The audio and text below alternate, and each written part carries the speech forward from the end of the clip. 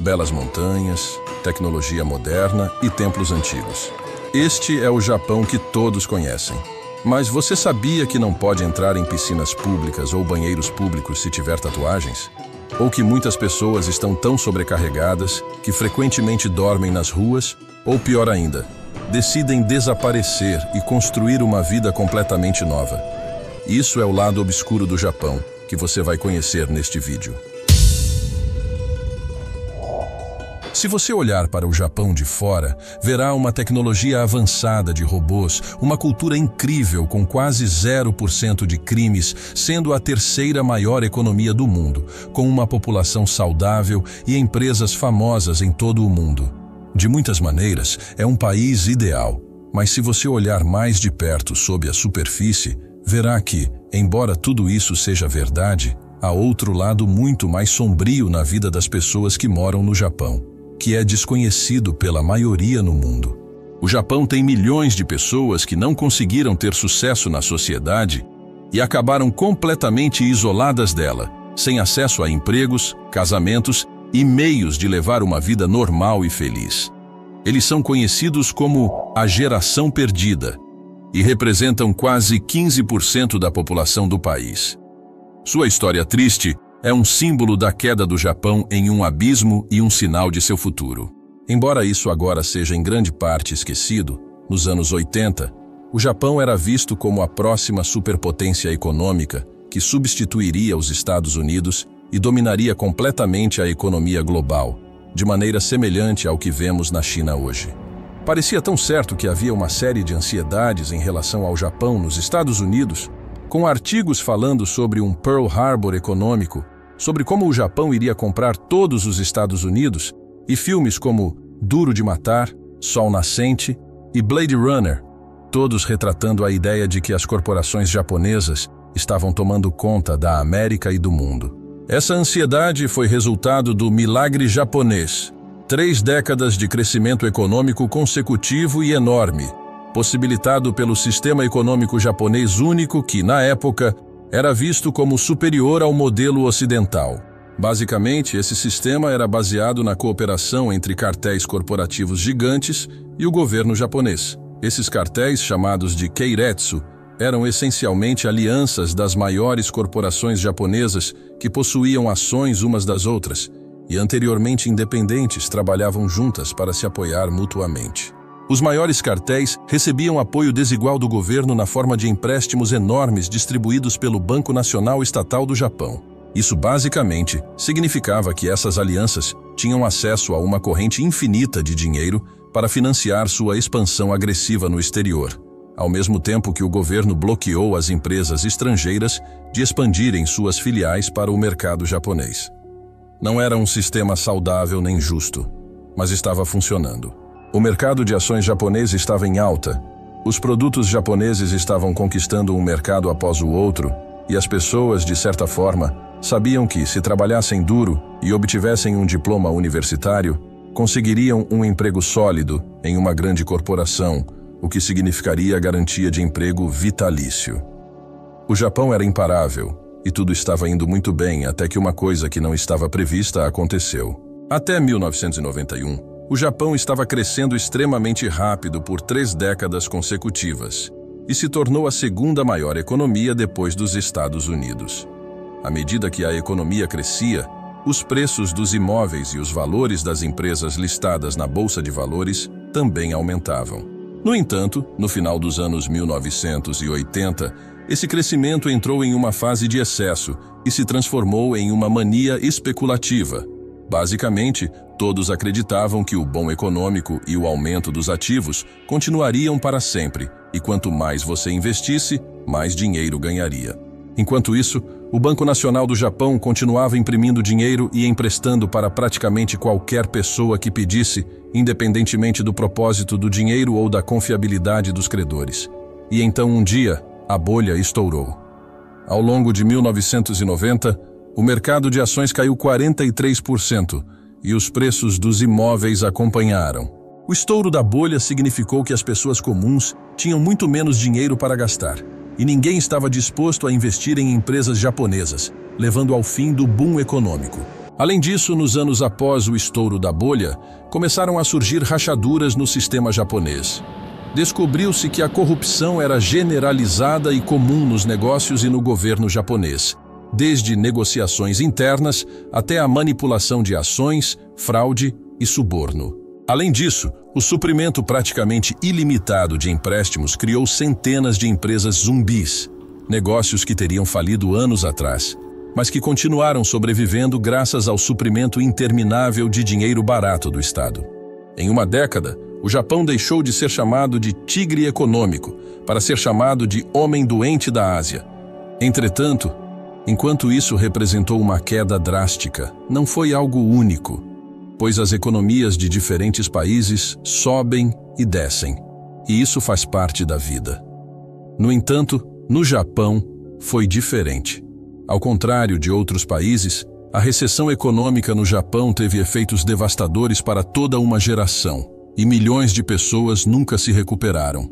Então, por que isso aconteceu? Bem, para responder a essa pergunta, precisamos entender a cultura de trabalho e contratação japonesa, que, para dizer o mínimo, é muito intensa e possui várias características únicas que a tornam bastante diferente de qualquer outro mercado de trabalho no mundo. Uma carreira corporativa no Japão começa com um ritual japonês único de busca de emprego, pelo qual os formandos universitários passam ao término de seus estudos. Muitas empresas, incluindo as maiores, contratam apenas recém-formados e apenas uma vez por ano, admitindo um grande número de pessoas de uma só vez. Já dentro da empresa, há uma política conhecida como Sistema de Emprego Vitalício, que prepara seus funcionários ao longo de suas carreiras para se tornarem futuros executivos um dia. Essas práticas, que eram basicamente o padrão universal nos anos 90, ainda são muito comuns no Japão e até hoje proporcionam estabilidade, mas também criam um mercado de trabalho incrivelmente rígido. Se você quiser conseguir um bom emprego, tem uma única chance depois da universidade, e uma vez contratado, você permanece na mesma empresa pelo resto de sua carreira. Mas se você não conseguir fazer isso, fica à margem, e as portas da maioria das empresas permanecerão fechadas para você para sempre. No entanto, quando a bolha econômica estourou e o boom econômico acabou, esse ritual foi quebrado. Durante o boom, não era tão difícil conseguir pelo menos algum emprego corporativo, mas após a década de 90, a maioria das empresas congelou completamente suas contratações por quase toda a década e não contratou nenhum recém-formado para manter todos os seus funcionários vitalícios durante a crise econômica. Eventualmente, elas retomaram suas contratações no novo século, embora encontrar emprego tenha se tornado muito mais difícil desde então.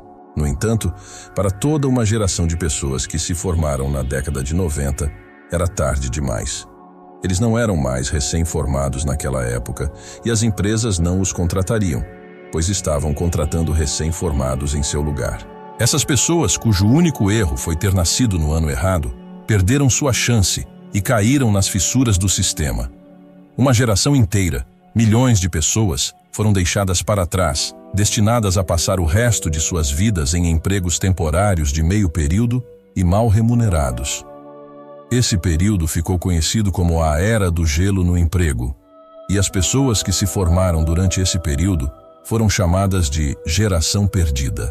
Como a economia japonesa nunca se recuperou completamente, mais jovens formandos das décadas de 2000 e 2010 se juntaram a eles, e o período dos últimos 30 anos ficou conhecido como as Décadas Perdidas.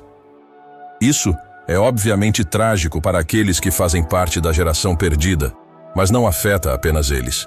Em vez disso, seu destino triste afeta negativamente toda a sociedade japonesa e lança uma sombra escura sobre o futuro do Japão. Há uma geração inteira de pessoas, agora na faixa dos 30 a 40 anos, que estão ausentes do mercado de trabalho por completo. Geralmente, eles vivem com seus pais e muitas vezes dependem deles. Nunca foram economicamente seguros o suficiente para formar suas próprias famílias e nunca tiveram empregos e carreiras adequadas. A economia não é o único problema do Japão que está piorando devido à geração perdida. Atualmente, o país está lidando com o que é chamado de superenvelhecimento. O Japão tem a maior porcentagem de pessoas idosas. Quase 30% da população está envelhecendo mais rapidamente do que qualquer outro país. Isso também é consequência dos milhões de filhos que a geração perdida nunca teve. O governo japonês está ciente dos impactos extremamente negativos que a existência da geração perdida e o crescente número de hikikomori tem sobre a sociedade e a economia japonesas. O governo anunciou que tentará ajudar a geração perdida a se reerguer e reintegrar aqueles que se isolaram da sociedade. No entanto, até agora, teve muito pouco sucesso. O problema é que a economia japonesa não está indo muito bem e, ao mesmo tempo, ela mantém uma cultura de trabalho extremamente rígida. Além disso, as pessoas são esperadas para trabalhar longas horas e obedecer a uma hierarquia estrita. Muitas empresas ainda seguem o padrão de emprego vitalício, contratando apenas uma vez por ano e promovendo apenas funcionários de dentro da empresa, tornando impossível para os trabalhadores tirar folgas, ou até mesmo obter uma segunda chance se não conseguirem entrar no mercado de trabalho. Assim, milhões de pessoas estão presas nesse sistema. Além dos problemas econômicos e sociais que o Japão enfrenta até os dias de hoje, o país também precisa lidar com uma das organizações criminosas mais famosas e temidas em todo o mundo, a Yakuza. A Yakuza é uma organização criminosa bem organizada, formada por famílias e clãs com códigos de condutas próprios e punições severas, que sobreviveu ao longo das décadas. Os primeiros relatos dessa organização surgiram na era samurai no Japão, no século XVII. Indivíduos conhecidos como Bakuto, que gostavam de jogos de azar e viver fora da lei, começaram a se organizar em grupos chamados de Inkodantai, que eram movidos por um código de honra próprio, semelhante ao dos samurais. Posteriormente, eles passaram a se chamar de Yakuza. Caso você viaje para o Japão, não se preocupe em sofrer algum delito por parte dessa organização criminosa, pois hoje em dia eles evitam problemas com cidadãos comuns e a polícia.